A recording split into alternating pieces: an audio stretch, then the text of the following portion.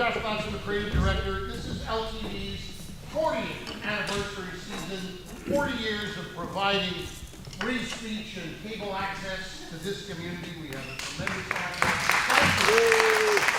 We're very proud of it. On behalf of the Board of Trustees, one of whom is here tonight, Liz, thank you, and our Executive Director, Michael Clark, we are opening up this community resource for more and more programs like this, live programs, although I will say that we're being recorded for Channel 20 and for our YouTube channel. So please turn your phones off now. No interruptions that will disrupt the entire broadcast community. Should we start with Montauk Harbor? We have a lot going on to celebrate our 40th season. A lot. If you have, some of you I have heard are new to LTV. Is that possible? Some of you haven't seen the show here yet. This is mostly a local crowd tonight, so thank you.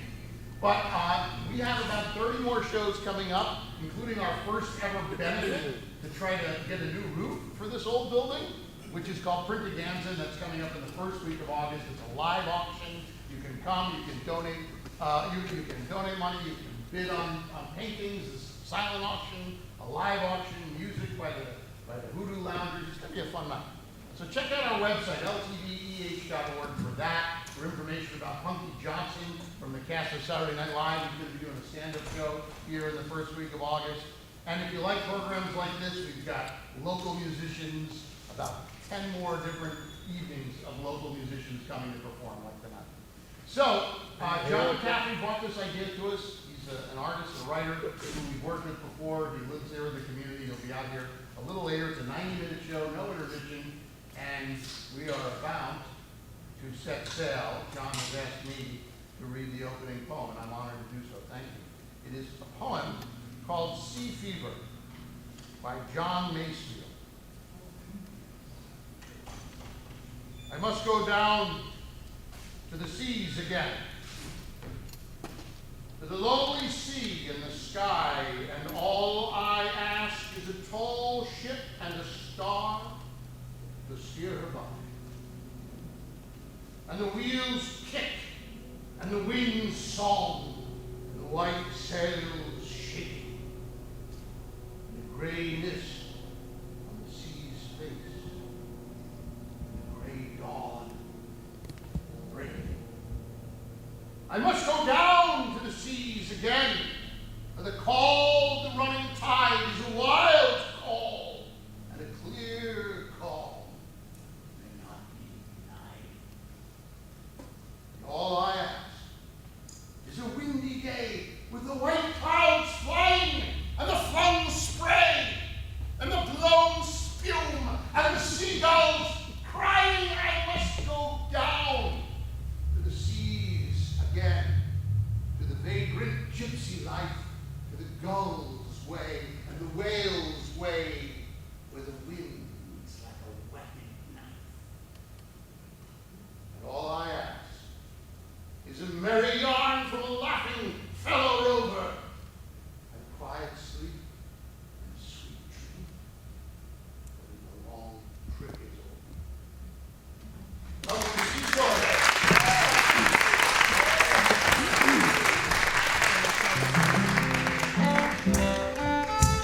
Montauk Harbor is the king of all the harbors. Montauk Harbor is the king of harbors all.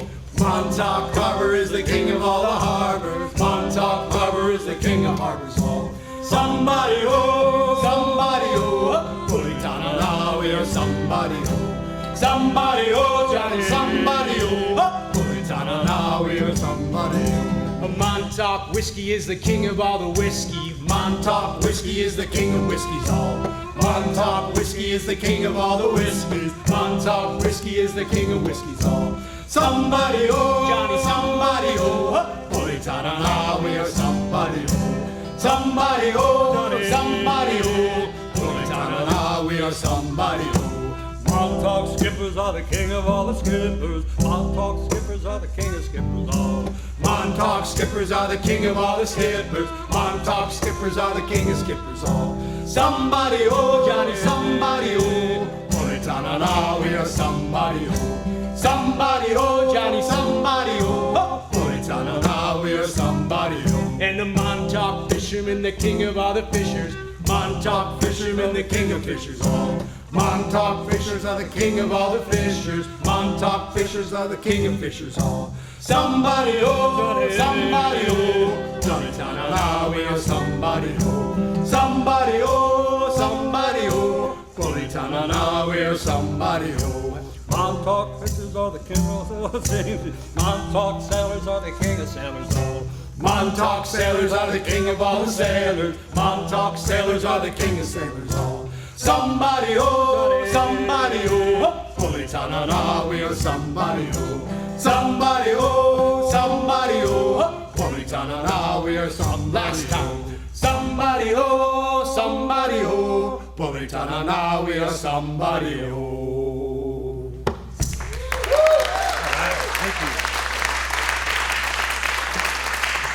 Thank you. Good evening, folks. It's a joy to be here, and it's an honor to introduce our salty crew: Al McGreedy, Hugh Brown, and Liz Vespi. All right. So we all know East Hampton is a boater's paradise, right? East Hampton, South Fork sticks out in the Atlantic like a sore thumb. And we have a long, long seafaring tradition here that goes way back before the first Bonnickers to the Shinnecock and the Montauk Indians, who paddled their giant Tupelo canoes out into the big seas to fish and to hunt for whales. And they passed on that tradition, those skills, to the first English colonists, the Bonnickers. They taught them how to be experts on the sea. And whaling became East Hampton's first industry. Soon Northwest Harbor became a bustling seaport, followed by Sag Harbor, one of the major whaling ports in the Northeast. And the East Hampton Bonnickers just really learned to not just survive, but to thrive on the water here. And all that time, they sung sea shanties, which is this lost art form we're hoping to share with you tonight. And this next song is called Row Me Bully Boys, and this is about a 200-year-old shanty. I'll sing you a song, it's the song of the sea. Row me bully boys, row. I'll sing you a song if you'll sing it with me. Row me bully boys, row. And it's Row me bully boys, we're in a hurry boys. We've got a long way to go. And we'll sing and we'll dance and bid farewell to France. Row me bully boys, row. now the first mate is plating the captain aboard. Row me bully boys, row. Well, he looks like a peacock with pistol and sword. And it's row me bully boys, row. And it's Row me bully boys, we're in a hurry boys. We've got a long way to go. And we'll sing and we'll dance and bid farewell to France. Row me bully boys, row. Well, the captain likes whiskey, the mate he likes rum. Row me bully boys, row. Well, us sailors like both, but we can't get us none. And it's Row me bully boys, row. here we go.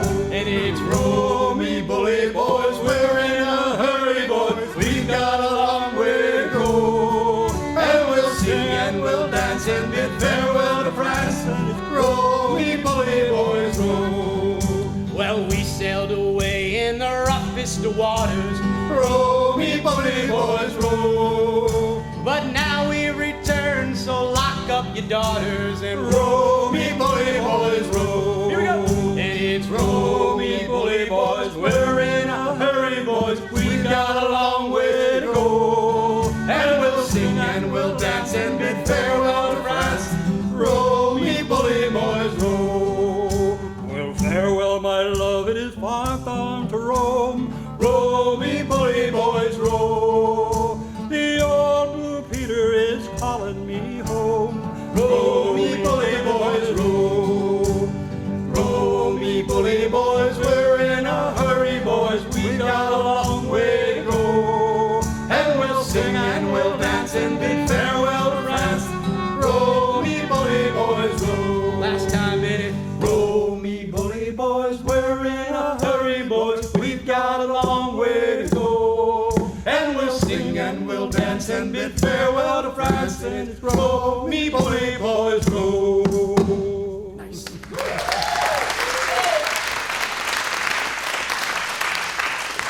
All right, so what are sea shanties? Well, sea shanties are working songs on ships to help the men work together more efficiently. And the word shanty comes from the word chant. So at its most basic, a shanty is a chant. It's a beat, it's a rhythm, it's a pulse to make those men work together, not to waste any energy, to put every effort, every sweat, every muscle into either hoisting up that sail, pulling in that anchor, rowing a boat, flensing a whale. And there were many different types of shanties, but basically there was 3 types of shanty. There was a close hold shanty for quick jobs that needed to be done on the spot, a few minutes. Or there was a halyard shanty, which would take a little longer, maybe 20 minutes, getting a big sail up. Or there'd be a capstan shanty, which could take hours going around the capstan, and you'd get the anchor up. That would be a slower, more melodic. So we're going to do a little bit of each of those tonight. So this next one is, and there would be a shanty man. Each crew would have a shanty man who would usually get about twice ration of rum, and he would know when to call what shanty based on the many different jobs on a vessel. So this next one's called Running Down to Cuba, and this was sung by ships in the triangular trade, and we all know Shelter Island has Sylvester Manor, which had a plantation down in the Caribbean. So this was sung by local boys heading down there to bring back sugar and rum. Running down to Cuba with a load of sugar, Wavy boys to Cuba, make her run, you lime juice squeezers. running down to Cuba. Wavy boys to Cuba, running down to Cuba. Wavy boys to Cuba, running down to Cuba. Well, I got a gal, she's 9 feet tall. Wavy boys to Cuba, Sleeps in the kitchen with the feet in the hall. running down to Cuba. Wavy boys to Cuba, running down to Cuba. Wavy boys to Cuba, running down to Cuba. Well, give me a girl, can dance a fandango. Wavy boys to Cuba, Round as a melon and sweet as a mango. running down to Cuba. Let's go. Wavy boys to Cuba, running down to Cuba. Wavy boys to Cuba, running down to Cuba. Well, the captain, he will trim the sails. Wavy boys to Cuba, Running the water over the whales. running down to Cuba. Wavy boys to Cuba, running down to Cuba. Wavy boys to Cuba, running down to Cuba. Well, load this sugar and homeward go. Wavy boys to Cuba, Mr. Mate, he told me so. running down to Cuba. Wavy boys to Cuba, running down to Cuba. Wavy boys to Cuba, running down to Cuba. Last time. Wavy boys to Cuba, running down to Cuba. Wavy boys to Cuba, running down to Cuba. Yes, it.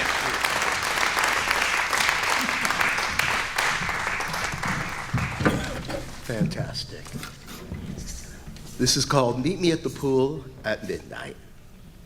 Picture it. France, a long time ago. In between drags of a wilting cigarette, with coat collar straightened and pulled tight to his neck, Albert Camus, with bemused detachment in his eyes and with fingers tapped dancing across an ash-dusted typewriter, wrote the line, "In the midst of winter, I found there was within me an invincible summer." I like that, the thought. Never give up hope. Practice optimism and patience, and yet remain realistic. When tough times descend, know that things always change, like the scenery on a train ride, and often for the better. But I also just like summer. And when I think of summer, I invariably think of the eastern end of Long Island, this place I now call home. And while it might be my current and my last home, it was not my first.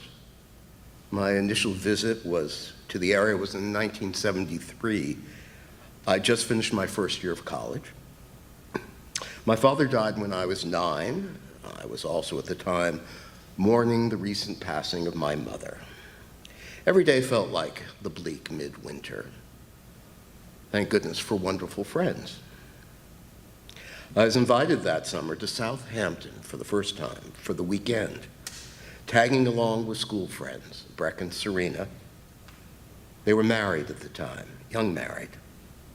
It was Serena's best friend, Scarlett, who invited us to stay with her mother, the late Fernanda Wanamaker Lees, at her house. It was an impressive brick Georgian place, built in 1929. Mrs. Lee's house was filled with children and their friends, and it was wonderful. We had free reign, but within the ground rules of politesse. Before dinner, a drink at the pool, with Mrs. Lees wearing an orange-red evening dress by Giorgio di Sant'Angelo. I remember asking Mrs. Lees who designed her dress, and the kids all laughed. The writing was on the privet about me, I guess. Everyone else was discussing tennis and golf, but Mrs. Lees generously understood and talked to me about Giorgio di Sant'Angelo and the other designers whose clothing she liked. Perhaps it was not love at first sight, but love at first light, if you will, Long Island light, that moored me to the Hamptons. Only the year before, in 1972, the poet John N. Morris called this magical illumination, giving sparkle and shine to the coastal atmosphere, clear as gin. I like gin, with tonic, and eventually I liked it too much. That first trip to Southampton, I was intoxicated by the ethereal glitter, which intensified the grandeur of green perfected gardens near the ocean. The levity of being that I experienced. I also loved the quiet, the quietude, the few cars.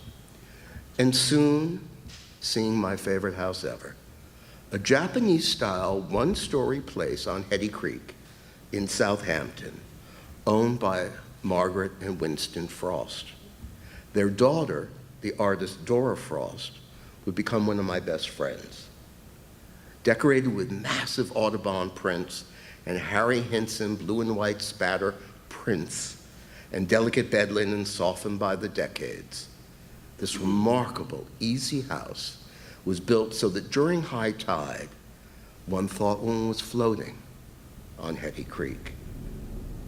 I did my best to stay on the East End, spending many happy weekends with the Frosts, until finding my own place in 1985 when I was living and working in New York as a newspaper person.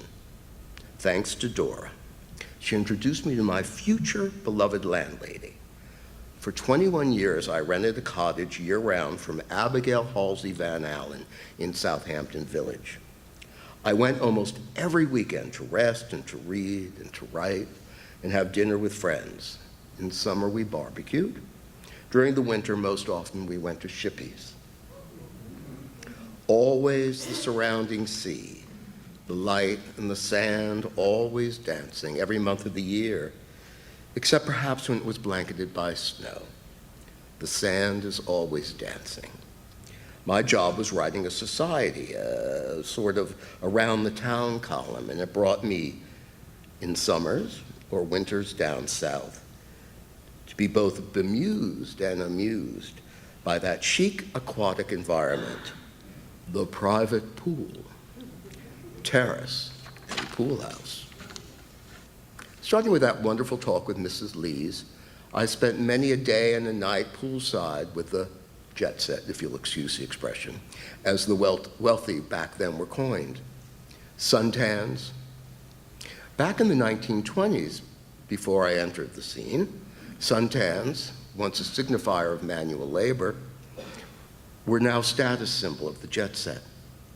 While the working classes toiled inside factories and offices, the leisured classes were unbound outdoors, on the water, by the pool. Bronzage, as the French called it. It was the ultimate souvenir. SPF, Isn't that the name of the autostrada that takes you from Rome to Naples? Of course, the well-off and their waters have always had a racy past. We don't know for sure, but probably the apple did not fall far from the pool in the Garden of Eden. And just picture what fun the Greeks and Romans got up to in their baths. It was no dull affair, was it? That ancient Roman-style bathhouse Catherine the Great built at her palace in St. Petersburg, where she retreated to talk politics and receive her lovers. Potemkin, it was said, would come to Catherine wearing nothing but a dressing gown, untied, and a pink bandana. Reports of the location of the bandana vary. Until the early 20th century, the typical country house pool was a moss-covered, man-made pond where one cooled oneself on summer days. The great pools of today began with the new millionaires of Hollywood, emulating the Neptune pool at Hearst Castle or the celebrated pool at Pickfair, the home of Douglas Fairbanks and Mary Pickford.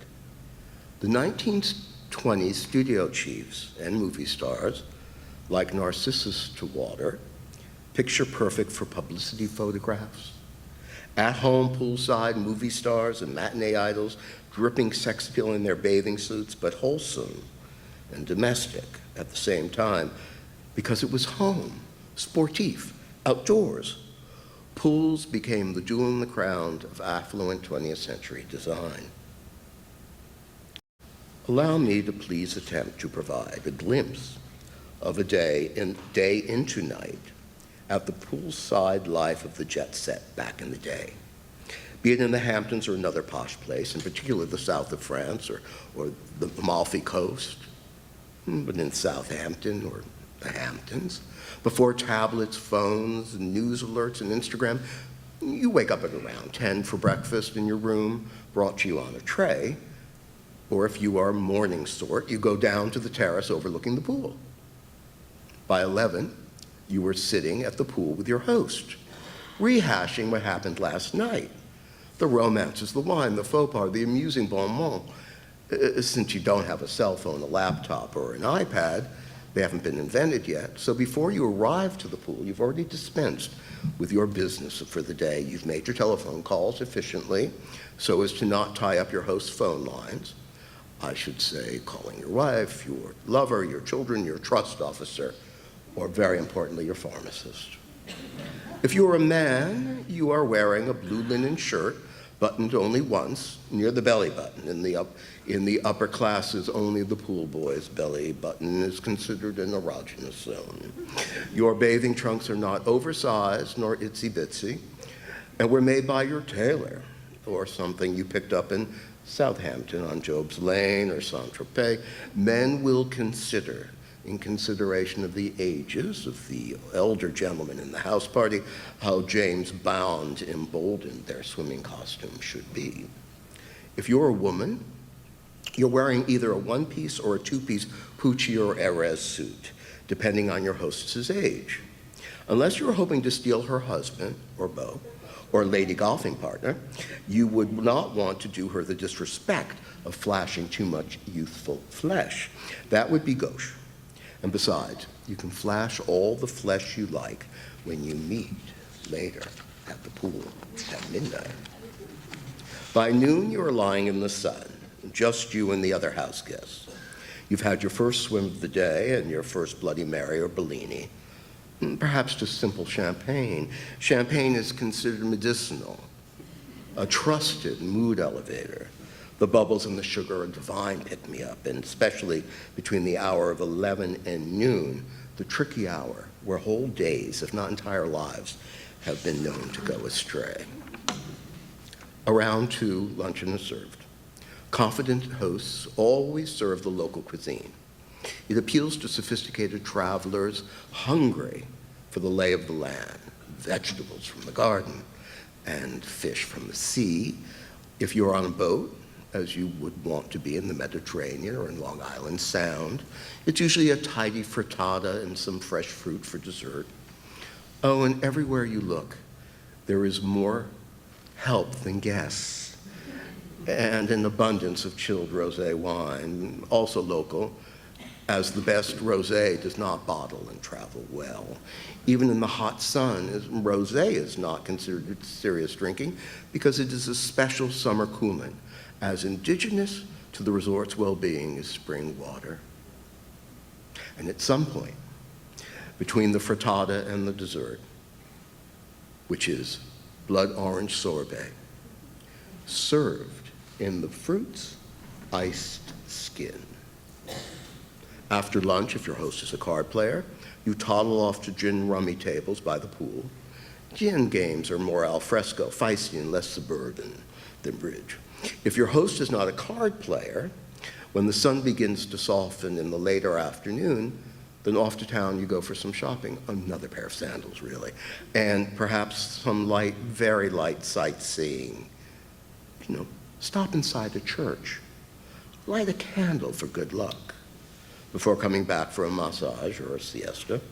Then you're dressing up for dinner, no black tie, but you know, a pretty Saint Laurent gypsy dress or Halston's evening pajamas with your resort jewelry. Diamonds on suntan is really all people used to care about. And about your hair, you wash it and pull it back, or pile it Brigitte Bardot style, or ask your hostess, as most houses have a hairdresser come round during the dressing hour. Cocktails are served on the terrace by the pool around 9. Then dinner at 9:30 or closer to 10. If you're seated next to the Playboy, or a Playboy of any note, you flirt. Being good at flirting is very important. It's a life enhancer. Flirting is good for the appetite. Your host probably has arranged for some local musicians to play during dinner and for dancing later. Have a few spins on the terrace with your hosts, then slip out and go giggling to the disco in town. By 2 or 3 or 4 or 5, certainly by 6, 7 in the morning, you are asleep with at least one of the cute people you were flirting with at dinner. After all, what is the point of retreating early to your room? The night is always young.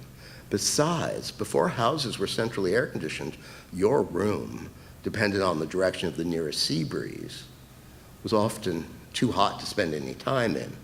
The only way to cool it down was to make it hotter, if you know what I mean. That was then. Now, well, pools are still here, but they're more for laps than libations.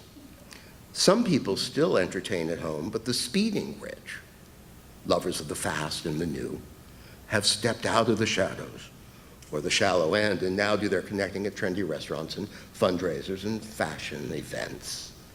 Busy restaurants and valet parking, that's the new scene. I sensed it early on and began to make up catchphrases about the East End for my columns, including this one, the Cash Hamptons. Sorry, not sorry.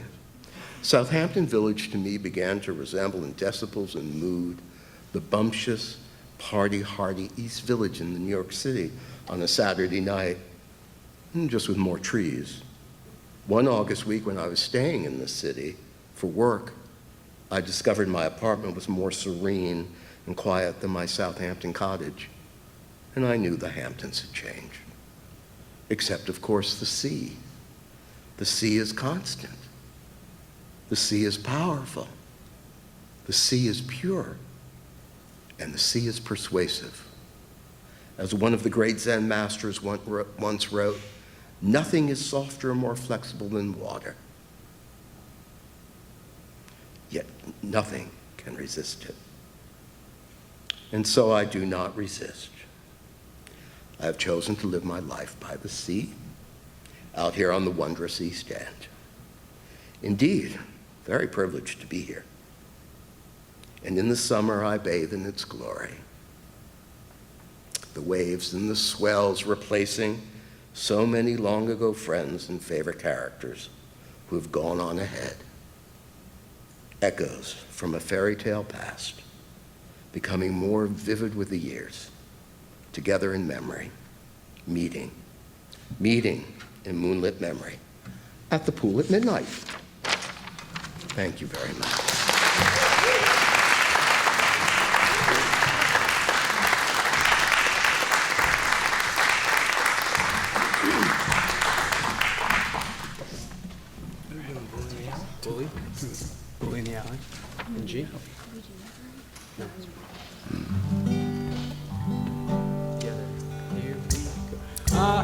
me, Bob, bully in the alley. Hey, hey, bully in the alley. Help me, Bob, bully in the alley. Bully down a shinbone now.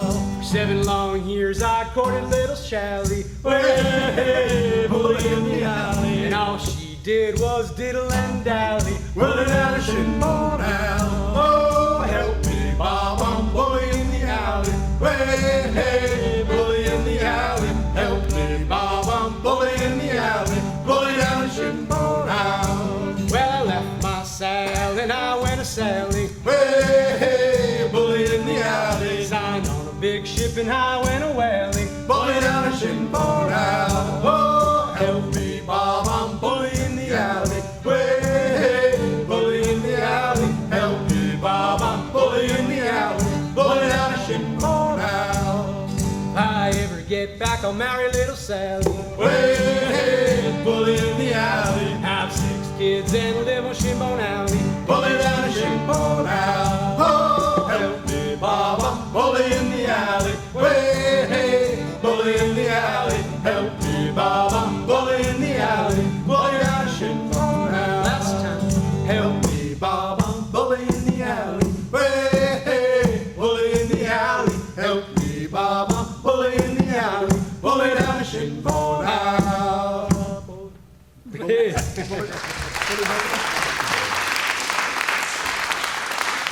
All right, so sea shanties weren't just sung to help the men work harder and work together, but it was actually a lot of fun. It was a way to blow off steam on these ships that were at sea for months, if not years. Maybe the weather's bad, the food's crummy, they have a villainous captain, no women, and they have to like kind of get this out without the captain getting mad at them in the first mate.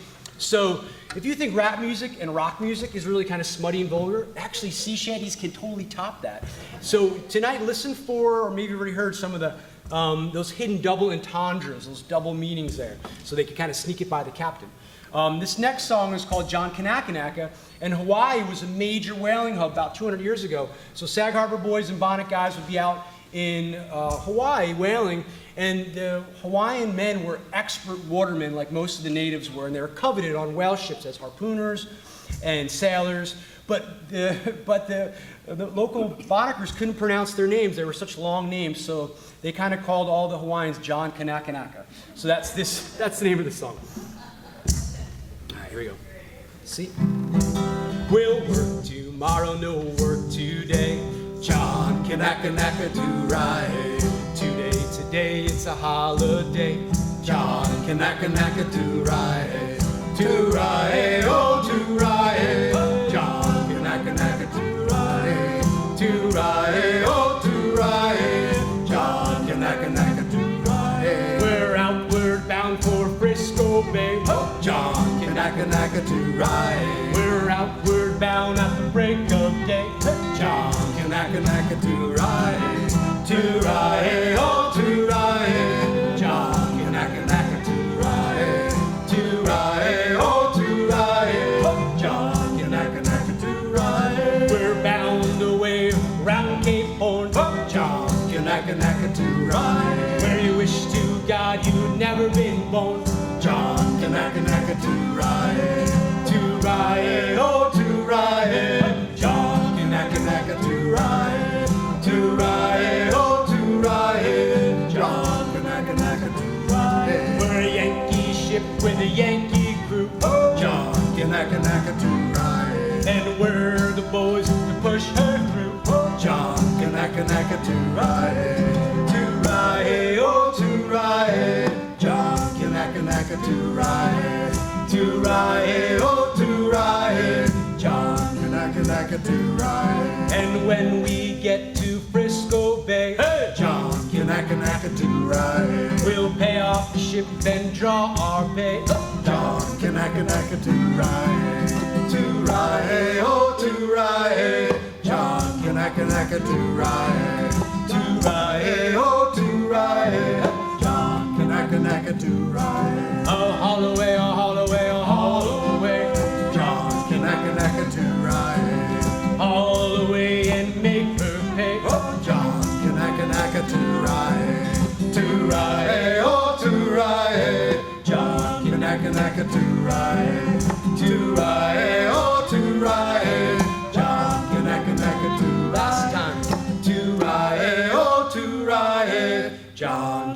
Kanaka, Turae, Turae, oh Turae, John Kanaka, Turae.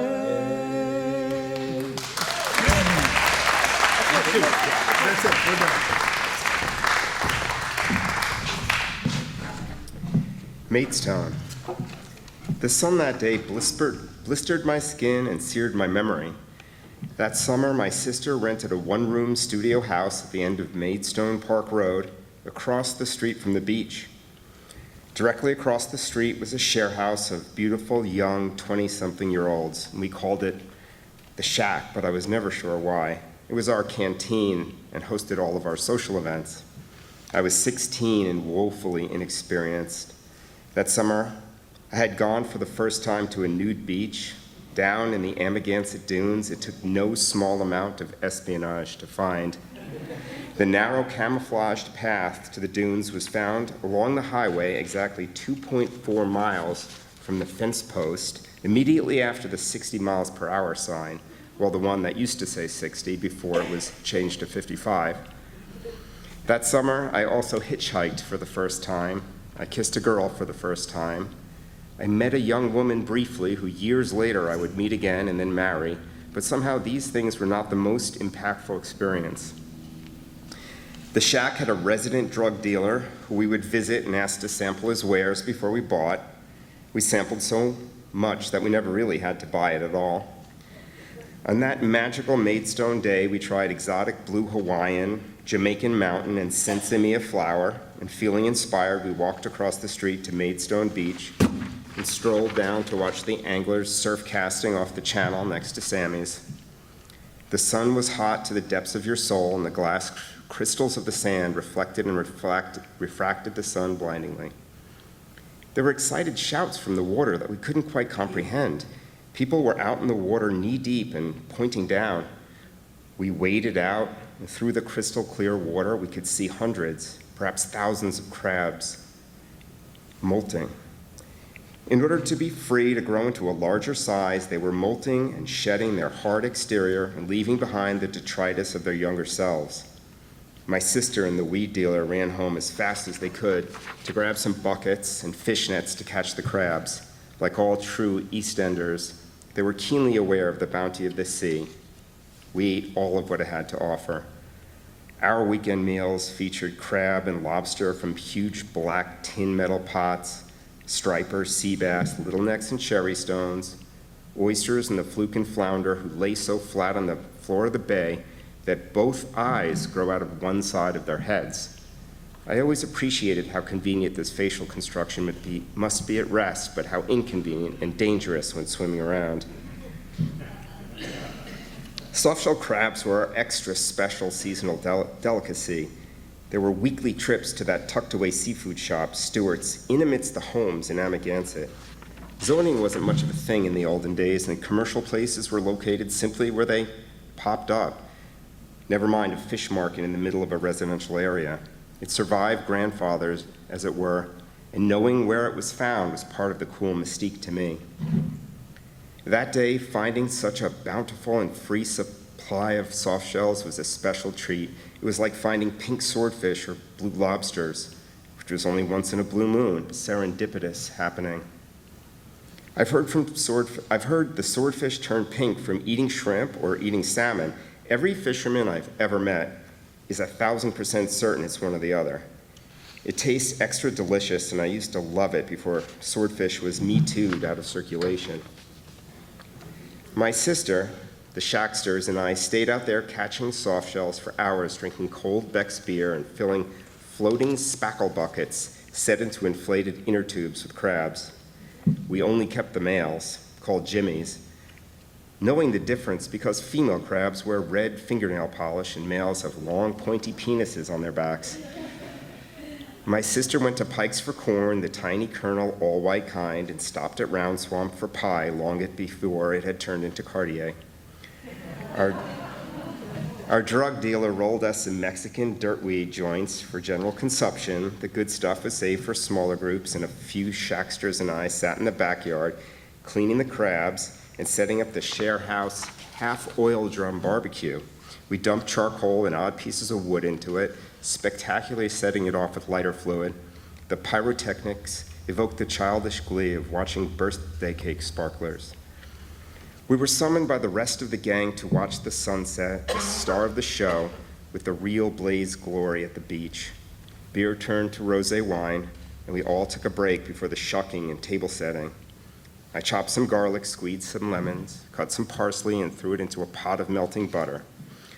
I added some of the previous night's leftover cheap white wine and set the dozens of crabs in precision rows on the grill, brushing each one with herbed butter. The right side of the grill had colorful green and yellow slices of zucchini, which I brushed as well. A random neighbor popped in with some little necks and threw them haphazardly on the grill, uncaring of my thoughtful regimen. They were eaten pretty much right off the grill, burnt fingers and all. As we sat down at the 2 picnic tables, silence for the reverie descended. I licked the butter from my fingertips as I ate clams and crab legs, and I realized that an epic sunburn formed by the summer sun and mirrored sea was setting in and cared not a bit, for this was the best day of my life at age 16. Nostalgic memories tend to wax sweetly, rough edges tend to burnish, and the warm embers never die. Like the molting crab that summer, I left behind something hard and confining, maybe the Pollyanna-ish innocence of youth. But decades later, with innumerable Hampton summers in my rear view, I still know that Maidstone will always be my perfect summer day. Thank you.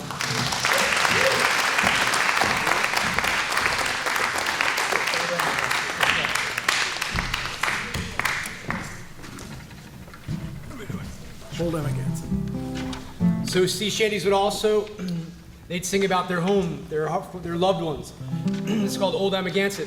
It's about 200 years old. Let's see. It's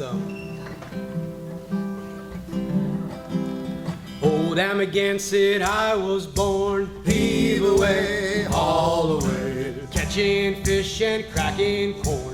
Bound for old Amagansett. Haul away the rolling kings, heave away, oh, haul away. Haul away, hear me sing, bound for old Amagansett. I don't know, but I've been told, heave away, oh, haul away. Gardener's Island full of gold, bound for old Amagansett. Haul away the rolling kings, heave away, oh, haul away. Haul away, hear me sing, bound for old Amagansett. HMS Culloden was her name. Heave away, oh, haul away. She went down in a hurricane, bound for old Amagansett. Here we go. Haul away, rolling kings, heave away, oh, haul away. Haul away, oh, hear me sing, bound for old Amagansett. Well, I don't know, but it's been said, heave away, oh, haul away. Catching whales will make you dead, bound for old Amagansett. Haul away, rolling kings, heave away, oh, haul away. Haul away, oh, hear me sing, bound for old Amagansett. Montauk, Shinnecock going strong, heave away, oh, haul away. Well, Montauk, Shinnecock been here long, bound for old Amagansett. Haul away the rolling kings, heave away, oh, haul away. Haul away, oh, hear me sing, bound for old Amagansett. Back in 1929, heave away, oh, haul away. Bonic boys bootleg moonshine, bound for old Amagansett. Oh, haul away the rolling kings, heave away, oh, haul away. Haul away, oh, hear me sing, bound for old Amagansett. Last time. Haul away, rolling kings, heave away, oh, haul away. Haul away, oh, hear me sing, bound for old Amagansett.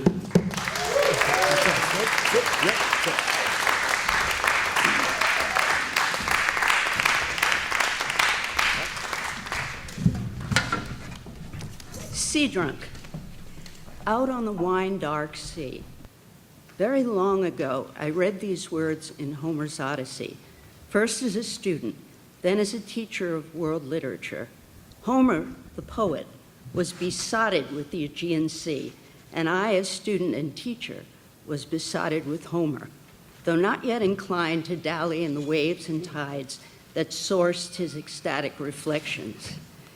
The ancient of the salt sea haunts this place. Eventually, I swam in the lapping, tactile waters of the Aegean off Crete and experienced on my very own skin the sensual reciprocity of Homer's sea. In fact, one day, my guy and I raced across Crete from the Aegean on the east to the Ionian on the west and back again to verify that that sensation was real. It was. Those Aegean waters do touch back. But my plunge was sailless, minimally contentious, lacking Homer's sneering and vengeful Poseidon. Dawn's fingertips of rose opened in the east. I began sailing at the Yale Yacht Club and City Island and indulging in winter windjammer cruises through the French Antilles and the British Virgins, booking solo with my adorable young daughter, my husband and daughter, and with friends. Each adventure was magical, though not on the wine-dark sea, but rather on those pale, opalescent turquoise waters. We dropped anchor at Guadalupe, Martinique, St. Barthélemy, St. Martin, St. Thomas, St. John, Virgin Gorda, Tortola, Jos Van Dyke, and played in Basseterre, Plage de Saline, Gustavia, Smuggler's Cove, and Foxy Foxy's on Jos Van Dyke. We snorkeled with Rothko-esque tropicals, snooped sunken vessels, and eluded the menacing barracuda that occasionally pursued us right up to our hull.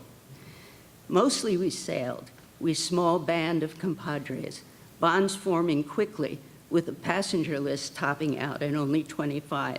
Some of us, like me, taking the wheel for hours while crew adjusted the 100 dove-white sails and climbed the mast to check surrounding waters.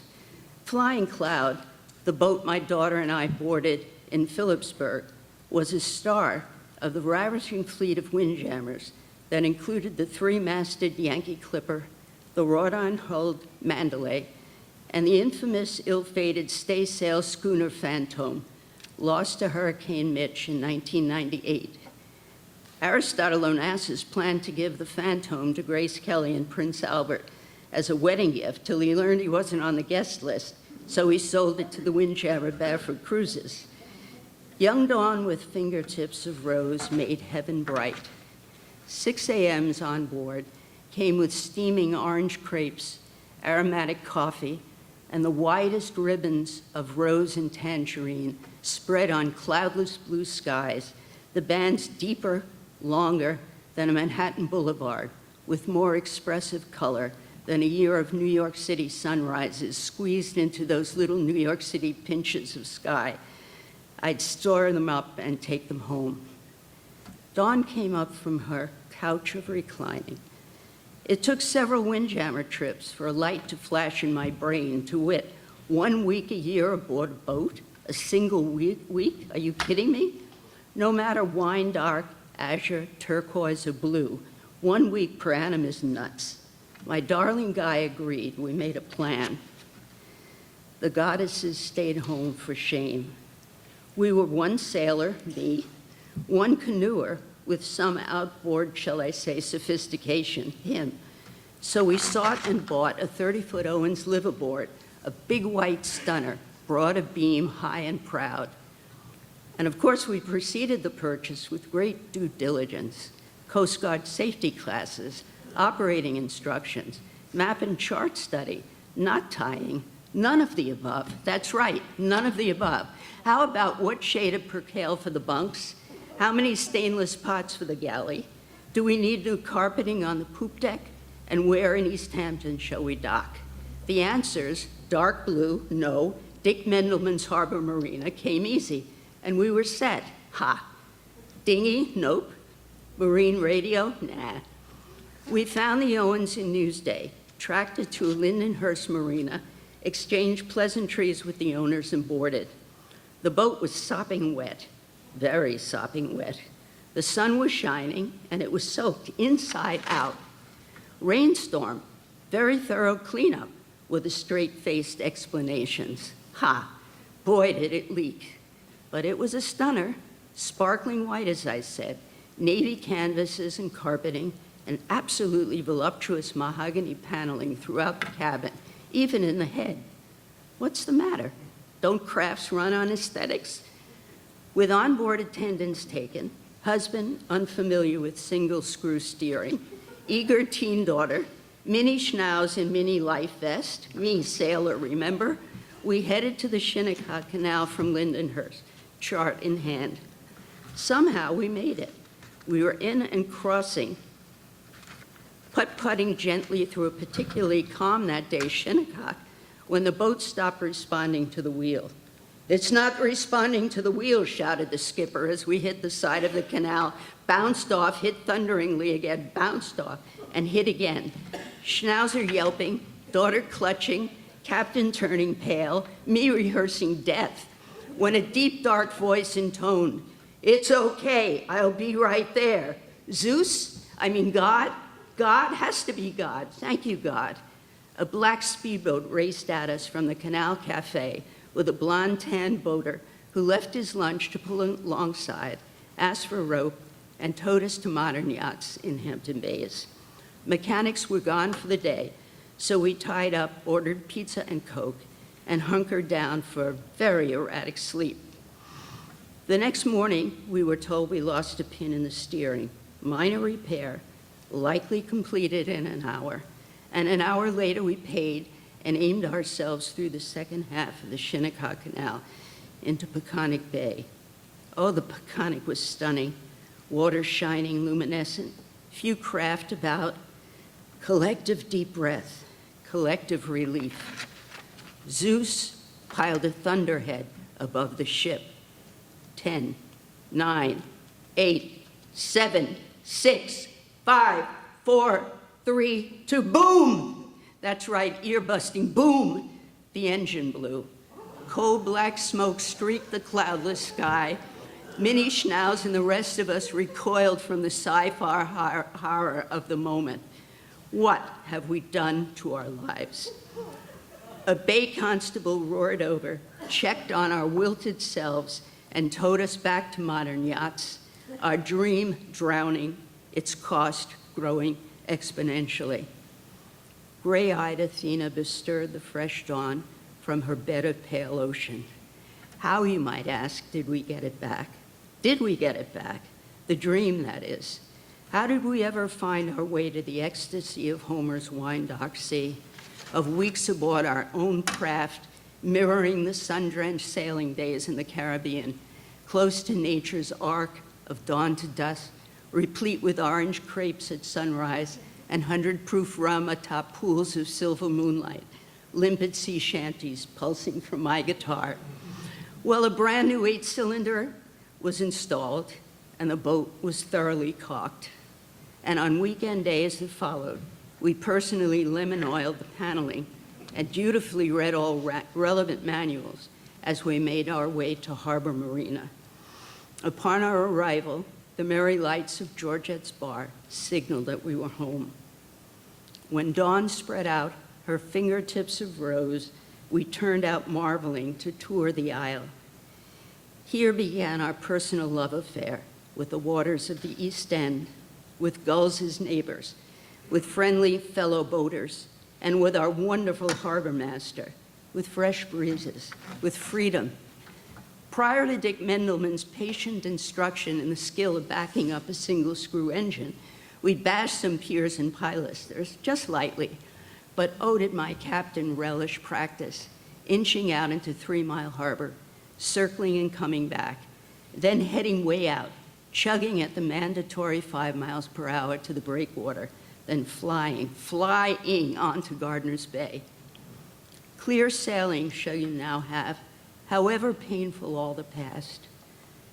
Modest were our early cavorts, Louse Point, Sag Harbor, Cockles Harbor, till the captain grew in command and daring and headed us to Montauk, to Greenport and Block Island. Tying up for rocking nights in Greenport, maneuvering edgily ahead of a towering, aggressive following sea, all the way back to the bulkhead of home port. Multitudinous other not far journeys filled many blissful days. But you know what? Of course you don't, so I'll tell you. We heard the muses sing in a threnody in 9 immortal voices.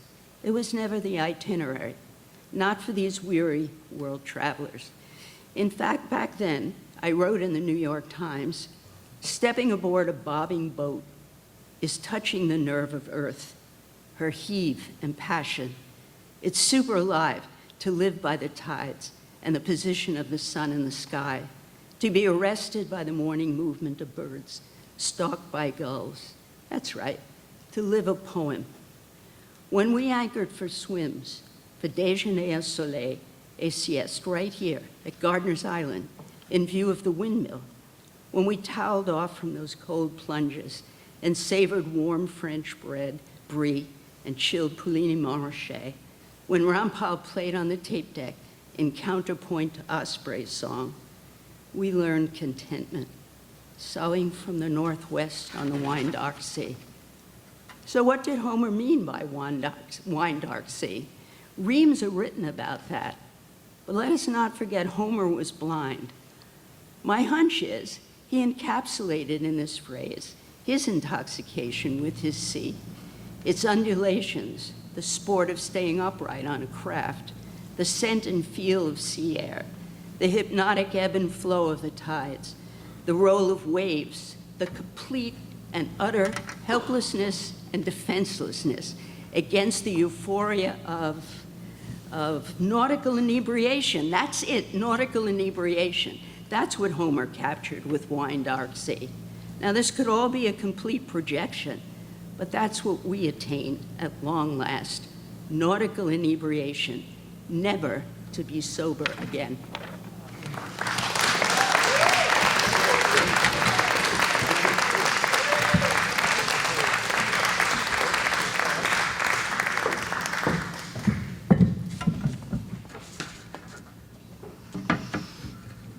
Hello.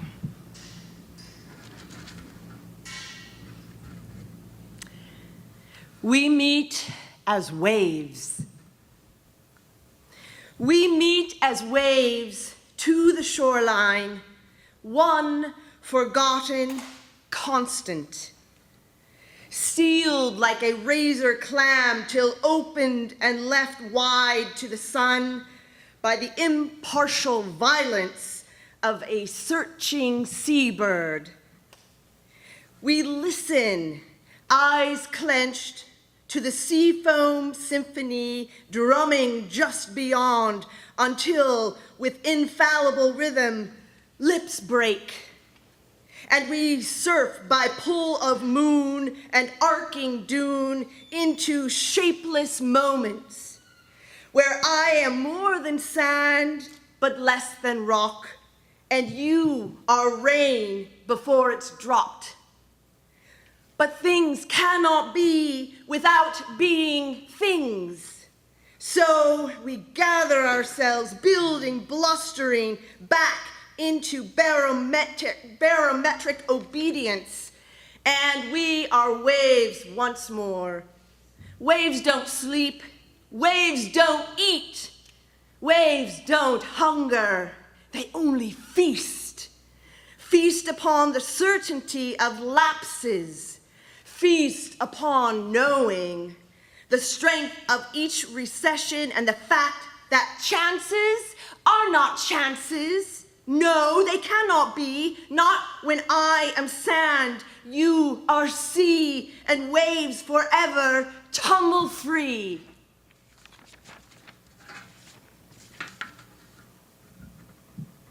My siren song. The laces of dawn wind through the fog, caressing a salt-mad me. Mind a quivering, body a shivering, halted knee deep in the sea. Reflections of last night, raptured by moonlight, swim through my barnacled brains. as I stand frozen at the horizon, surprised to find myself saved. From what I remember, a woman in amber perched on a shell as a dais, laughed as she found me, ensorcelled, surrounded by whiskey and sea, wind and space. She whispered warning that come the morning, she would be rid of this place. I, the young master, succumbed to her laughter and leapt to her riptide embrace. We danced on the sea rim, me and my siren, entwined in a delicate race towards everlast evenings and tangible dreamings of kingdoms within the abyss. With touch of the seraphim, skin of the terrapin, I lost my mind to her kiss. I sputtered and bellowed, moaned as I followed the smell of her faint ambergris. Out past the breakers, fawning and naked over her slithering shape, the tide quickly lifted, though I, still afflicted, bravely dove after her grace. The fingers of Neptune breached me and festooned my throat with a dominant trace of salt and of silence, cold, serene violence. Yet with her, such a fate would elate. She must have took pity on my male insanity, as her fins gripped fast my face and left me shoreside with pearls on my forehead and the remnants of her taste. The beaches I'll wander, propelled ever onward, to drown for my love in the sea.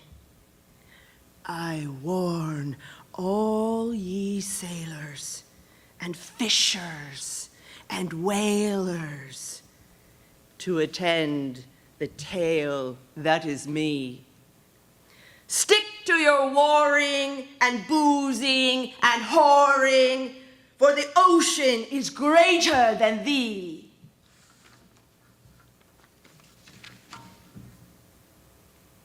Lighthouse. One day I'll live in a lighthouse, far out on the coast, replace my closet skeletons with ghosts. I'll huddle on the balcony, wrapped in warm white wool, fending off the ocean's pull. On clear nights, I'll stare at the stars, wondering if they're galaxy scars, and how the Earth must look from Mars.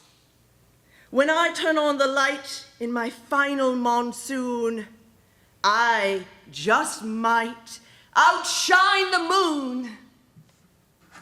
Thank you.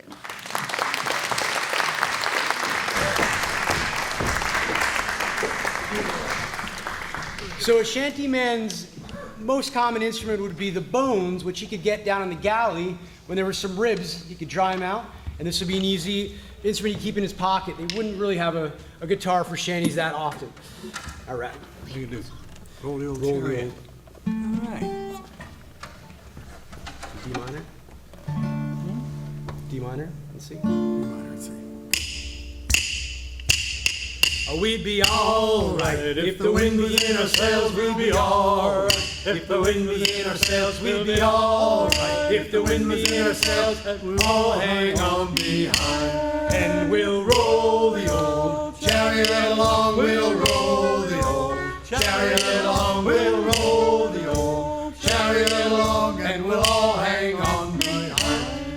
Just one night ashore wouldn't do us any harm. Just one night ashore wouldn't do us any harm. Oh, one night ashore wouldn't do us any harm. And we'd all hang on behind, and we'll roll the old chariot along. We'll roll the old chariot along. We'll roll the old chariot along, and we'll all hang on behind. We'll be all right If we make it round the horn, we'll be alright. If we make it round the horn, we'll be alright. If we make it round the horn, we'll all hang on behind.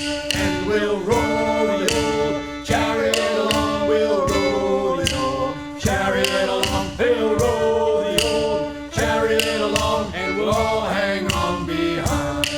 Oh, a roll in the clover wouldn't do us any harm. Oh, a roll in the clover wouldn't do us any harm. Oh, a roll in the clover wouldn't do us any harm. And we'll all hang on behind. And we'll roll the old chariot along. We'll roll the old chariot along. We'll roll the old chariot along. And we'll all hang on behind.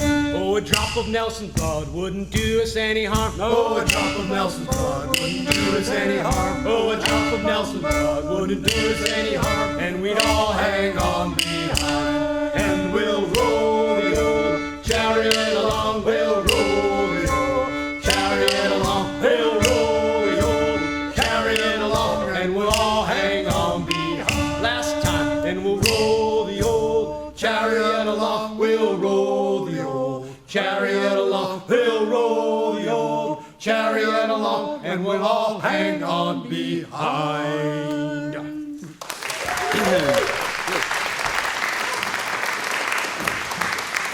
The gunship Rosabella was a famous English Navy man of war ship in the English Navy for many years, and this song was sung as a recruitment for new sailors because this makes it sound like a lot of fun. Yeah, don't believe a word of it. Yeah. I will remind you. I'll remind you. Come, let's join Rosabella. Come, let's join Rosabella. Come, let's join the saucy Rosabella. Farewell, you ladies of London. Farewell, you ladies of Brixton. We hate to leave, but we're leaving aboard the Rosabella. Heave away, come, let's join Rosabella. Heave away, come, let's join Rosabella. Heave away, come, let's join saucy Rosabella. She's a deep water ship with a deep water crew. Deep water ship with a deep water crew. We get hog ashore, but damned if we do. Board the Rosabella. Heave away, come, let's join Rosabella. Heave away, come, let's join Rosabella. Heave away, come, let's join saucy Rosabella. Around Cape Horn where the dolphins play. Round Cape Horn where the dolphins play. Round Cape Horn is a hell of a way. Come on, Rosabella. Heave away, come, let's join Rosabella. Heave away, come, let's join Rosabella. Heave away, come, let's join saucy Rosabella. Well, come, let's join Rosabella. Heave away, come, let's join Rosabella. Heave away, come, let's join saucy Rosabella. Last time, come, let's join Rosabella. Come, let's join Rosabella. Come, let's join the saucy Rosabella. Yeah.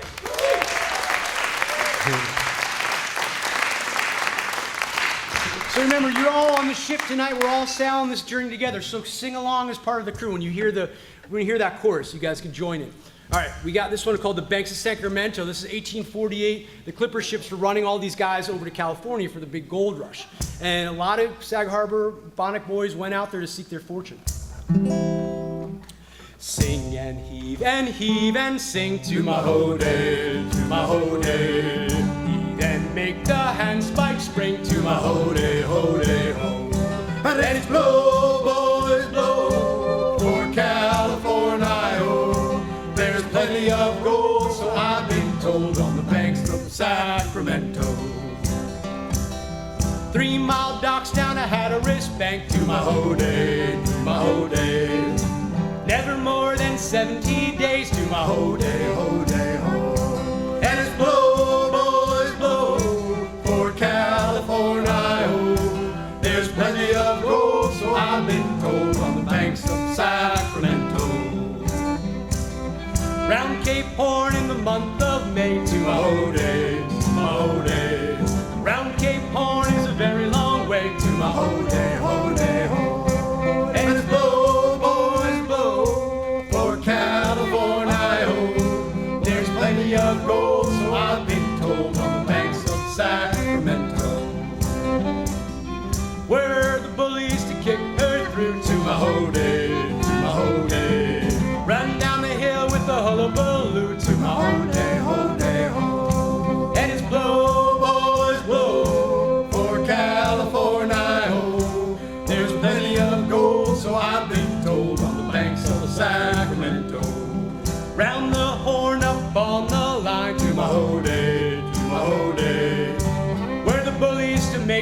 shine with my ho day, ho day, ho. And it's blow, boys, blow, for California, oh. There's plenty of gold, so I've been told, on the banks of the Sacramento. Last time.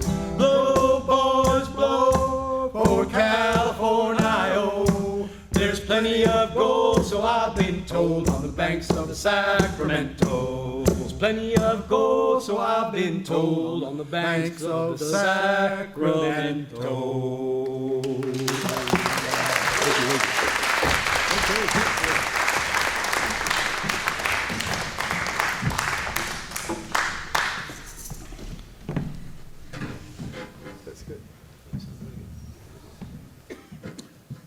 All for luck.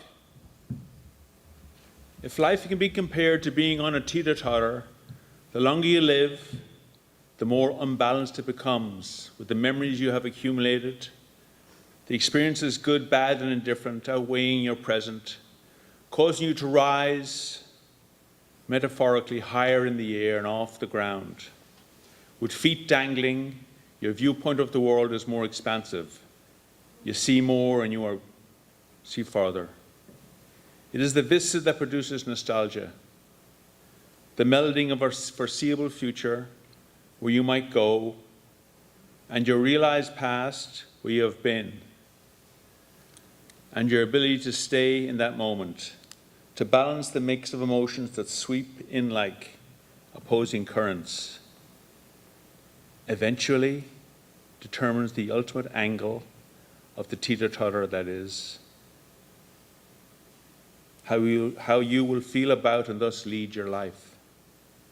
Right now I'm rising, in age that is, and with it the gap to the past is getting larger. Sometimes the memories are hard to pull up, sometimes they are not, but mostly they are fluid, bouncing through the thought stream, a term often used by mindful meditation practitioners to cite one's continually running engine of a mind. And with the end of the summer approaching, I'm thinking of a similar time many years back when I spent the last weeks of August living with my grandmother in the little salt box house she owned near the ocean on Long Island's eastern end. What I remember most about that summer was how I felt both aimless and trapped. Newly graduated from college, I was lost in a way that leaves the mind unmoored while the body stays anchored. Mostly I spent evenings in the bars and mornings at the beach trying to wash away a groggy head in the bracing sea. In between, I was with my grandmother, who spent most afternoons sitting on a back porch cutting vegetables for dinner. Her expertise was fresh-picked green beans. A devout Catholic, she would work and pray at the same time, her lips moving in rhythm with the paring knife in her hands, the beans serving as substitute rosary beads. Reciting oaths she learned in Ireland, growing up in the southern village of Ballylongford on the tidal banks of the River Shannon and close to the turbulent North Atlantic. I always wondered if my grandmother thought of Ireland while she cooked beans. The Long Island house was less than a mile from the ocean. From the porch, one heard even the wildest of swells. Perhaps the sound was a comfort to her, a familiarity that made it easier to adapt to a new country. Why she never felt the need or desire to return to Ireland, I like to remember it the way it was, she told me once, when I was young. It's still hard for me to visualize my grandmother as a girl. I only knew her as an older lady with matronly gray hair and deep wrinkles that hid kind but probing blue eyes. But there was no bitterness in the folds, even though she had cause to embrace the feeling. Like many Irish immigrants in the 1920s, My grandmother came to America seeking relief from famine, not fortune. There was also the troubles to contend with, the escalating violence that spilled down from Northern Ireland, where Protestant communities loyal to British rule squared off in bloody battle against Roman Catholic nationalists. During this time, the school in my grandmother's village was burned to the ground by British forces, and Catholics in the area were forbidden to congregate or attend church services. Yet I never heard her say a bad word about the English. Never heard her complain about a childhood interrupted, an education limited, a family forced apart. My grandmother seemed to have come to peace with the past and had left whatever trauma she experienced in Ireland. Perhaps owing to her early life hardships, my grandmother was a grateful person and an optimist extreme. I can still hear her often spoken refrain, all for luck. Whenever something worthy of a complaint came to my lips, whether I was lamenting a sprained ankle from a basketball game or hurt feelings from a relationship gone wrong, she would always come back with an alternative of why what happened to me was ultimately for the best, usually because it could have been worse.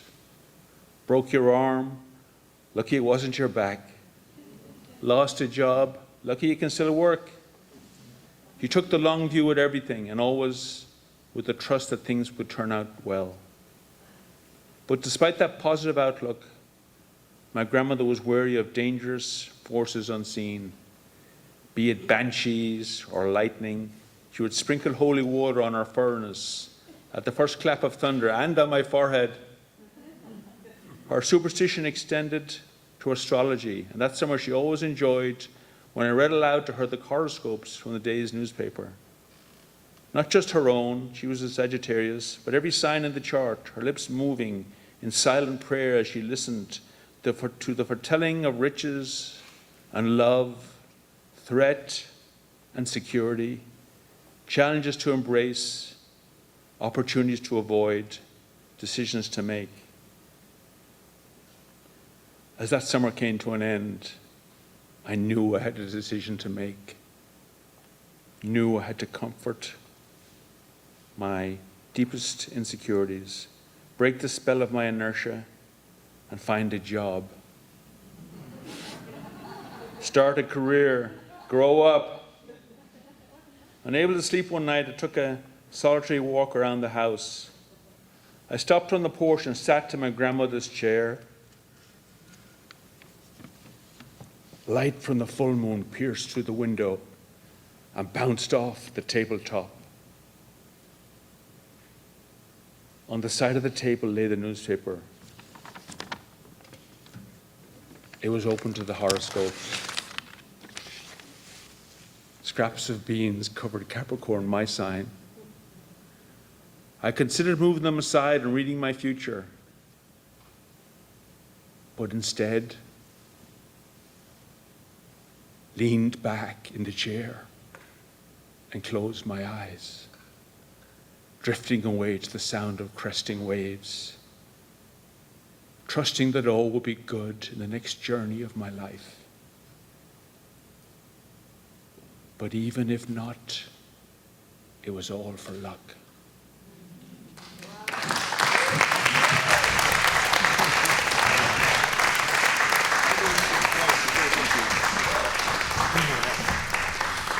So we're coming to the end of our evening, our journey together, and this is a song the men would sing when they were coming home to port and leaving the ship, called Leave Her, Johnny, Leave Her. Oh, the times were hard and the wages low. Leave her, Johnny, leave her. And the grub was bad and the gales did blow. And It's time for us to leave her. Leave her, Johnny, leave her.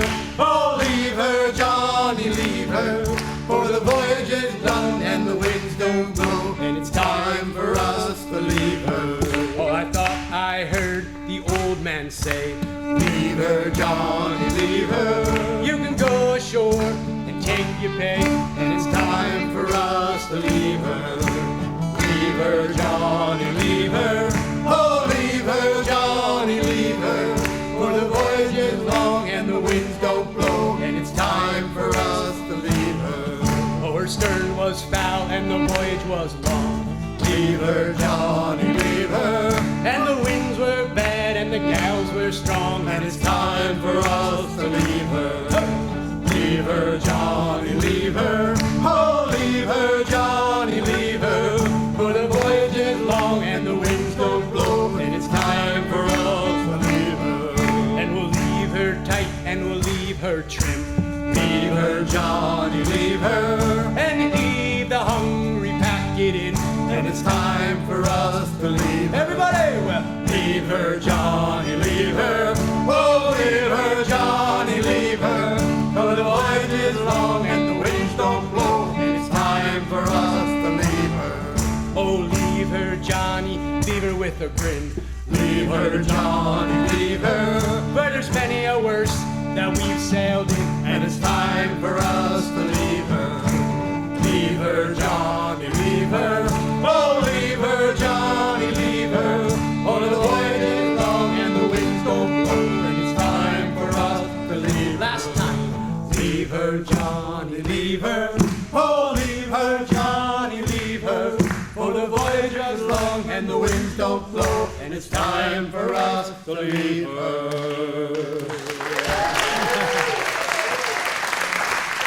Okay, I'm gonna go for last one. A minor. So you probably knew this one was coming because this is what shanty everybody knows. So it's Drunken Sailor. Required to sing. You gotta sing this one. Not too fast. Here you go. What do we do with the drunken sailor? What will we do with the drunken sailor? What will we do with the drunken sailor? Early in the morning, way up she rises, way up she rises, way up she rises. Early in the morning, swimming the longboat till he's sober, swimming the longboat till he's sober, swimming the longboat.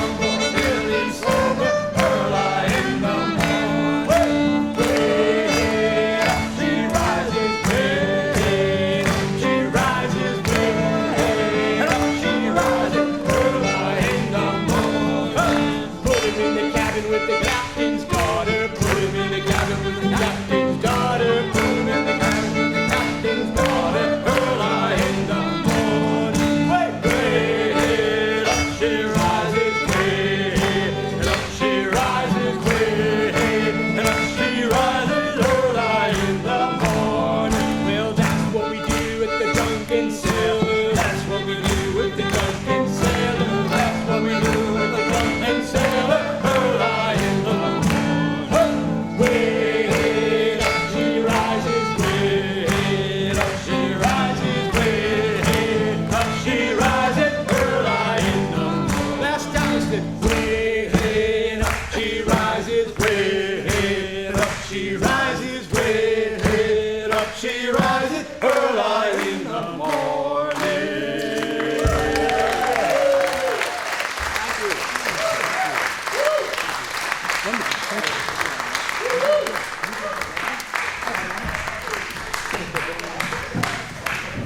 Got up here with my fake hip. Now I gotta. I'm John McCaffrey, so I'm gonna. Thank you. We've been sitting here a long time, so we want to go home, but I want to talk about my adolescence just for a couple hours. I use that joke all the time. What, you think it's a joke? No, I want to thank you. Two women in my life, I'm going to say my mother was 90 last week, was it, Mom? Okay. You know what they say, the first 90 are the hard ones, right? And my great wife, Grace, she puts up with me. And my family's here, my Aunt Nancy. Anyway, a lot of family. So I want to thank my cousin, Michael Hansen. Is he here? Michael? Michael. All right. I'm not a detail man. I got some good ideas, but I'm not a detail man. Michael's creative and a detail man. He did everything. He did the slides, he put it together, he put the show. He suggested David, who was so good with his team.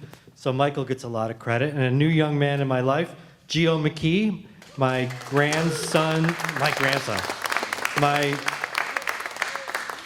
I can't even say it, my neighbor's grandchild, Renee and David. And what a great kid. He helped with a lot of things, a lot of great ideas, slides. So thank you to Josh and LTV. Sue Wartor, David and the team, the Shanty Men. I think my nickname was Drunken Sailor. Billy, really nice first story. Bruce, and my friend Seamus was so good reading my story. My God, I want a brogue. I want to get a brogue.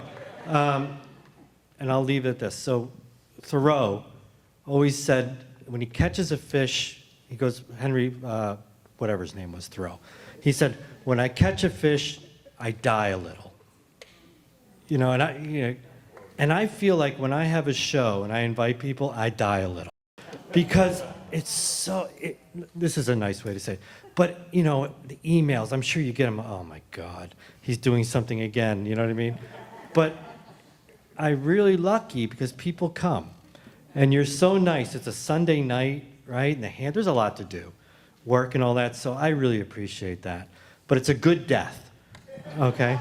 So did I miss anybody? Did I miss me thanking anybody? Who? Oh, Kate. Oh my God, she was so great. Kate Mute. She was so great with August. And that's another beautiful young person in my life. Their son, August, is such a good poet and a nice kid, and Kate's got such energy. So with that, you're all released to the wild. Okay. Oh, leave her, Johnny, leave her. For the voyage is long and the winds don't blow, and it's time for us to leave her. And we'll leave her tight and we'll leave her trim. Leave her, Johnny, leave her. And leave the hungry pack it in, and it's time for us to leave. Everybody, well, leave her, Johnny, leave her. Oh, leave her, Johnny, leave her. For the voyage is long and the winds don't blow, and it's time for us to leave her. Oh, leave her, Johnny, leave her with a grin.